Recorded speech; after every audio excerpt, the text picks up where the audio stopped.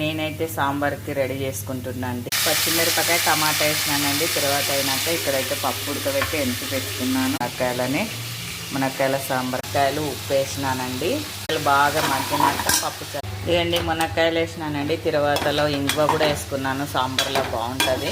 ఇప్పుడైతే టమాటా పచ్చిమిరపకాయ మునక్కాయలు కొంచెం ఉప్పు వేసి బాగా ఇవి మగ్గినాక పప్పు ఎనుపుకునేది పోస్తానండి.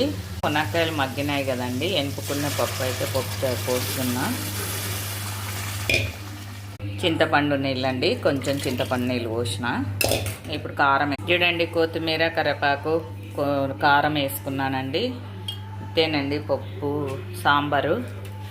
ఇది మగిలినాక పోపు పెట్టుకొని దించుకోవడమేనండి. మనకు తగినండి. ఇప్పుడైతే సాంబార్ రెడీ అయిందండి. తర్వాత వేసుకుంటున్నా. ప్లీజ్ అండి షేర్ చేయండి, లైక్ చేయండి.